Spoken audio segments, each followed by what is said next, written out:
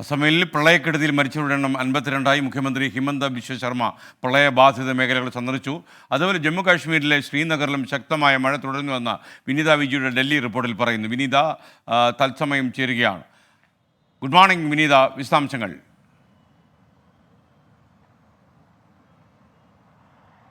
Very good morning S K. ഈ ഉത്തരേന്ത്യൻ സംസ്ഥാനങ്ങളിലൊക്കെ തന്നെ മഴ അതിശക്തമായി തുടരുകയാണെങ്കിലും നിലവിൽ സ്ഥിതിഗതികൾ ഏറെക്കുറെ ഒരു ആശ്വാസകരമാണ്. പക്ഷേ അസമിലെ സ്ഥിതിഗതികൾ ഇപ്പോഴും രൂക്ഷമായി തന്നെ തുടരുകയാണ്. അസമിൽ പ്രളയക്കെടുതിയിൽ ഇതിനോടകം മരിച്ചവരുടെ എണ്ണം 52 29 ജില്ലകളിൽ അതീവ രീതിയിൽ തന്നെ ഈ വെള്ളക്കെട്ട് ബാധിച്ചിട്ടുണ്ടെന്നാണ് നമുക്ക് ഇപ്പോൾ റിപ്പോർട്ടുകൾ വന്നിട്ടുള്ളത്. ഇതിൽ ഏതാണ്ട് 21 ലക്ഷത്തോളം ആളുകൾ ഈ വെള്ളക്കെട്ടിൽ ദുരിതം അനുഭവിക്കുന്നു എന്നാണ് ഇപ്പോൾ നമുക്ക് ലഭ്യമായിരിക്കുന്ന വിവരം. ഈ താഴ്ന്ന മേഖലകളിലൊക്കെ തന്നെ ഏറെക്കുറെ ഇപ്പോഴും ഈ വെള്ളക്കെട്ടിൽ തന്നെയാണുള്ളത്. ഇവിടെയുള്ള ആളുകളെയൊക്കെ തന്നെ NDRFന്റെയും മറ്റും സുരക്ഷാ സേനകൾ അവിടെ എത്തി അവിടെ നിന്ന് സുരക്ഷിതമായിട്ടുള്ള ഇടങ്ങളിലേക്ക് മാറ്റുന്നുണ്ട്.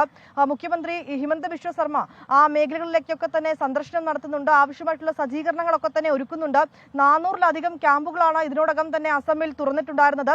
ഒപ്പം തന്നെ ഈ വെള്ളക്കെട്ടിൽ ഒഴുകി വരുന്ന മൃഗങ്ങളെ ഉൾപ്പെടെ രക്ഷപ്പെടുത്തി അവരെ സുരക്ഷിതമാക്കുന്നതിനുള്ള എല്ലാ നടപടിക്രമങ്ങളും അവിടെ സജ്ജീകരിച്ചിട്ടുണ്ട്. പക്ഷേ ഈ ഓരോ ദിവസം കഴിയും തോറും ആ ആശങ്ക ഇങ്ങനെ വർദ്ധിച്ചു വരികയാണെന്ന് തന്നെ നമുക്ക് ആ റിപ്പോർട്ടുകൾ നോക്കുമ്പോൾ പറയേണ്ട ഒരു അവസ്ഥയിലേക്കാണ്. കാരണം അതിശക്തമായിട്ടുള്ള മഴ അവിടെ തുടരുന്നുണ്ട്.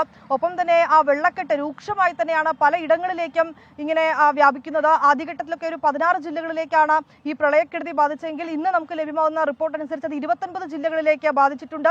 ഏതാണ്ട് 21 ലക്ഷത്തോളം ആളുകൾ ഈ പ്രളയക്കെടുതിയിൽ ദുരിതം അനുഭവിക്കുന്നുവെന്നാണ് ഇപ്പോൾ ലഭ്യമായിരിക്കുന്ന റിപ്പോർട്ട്. S K.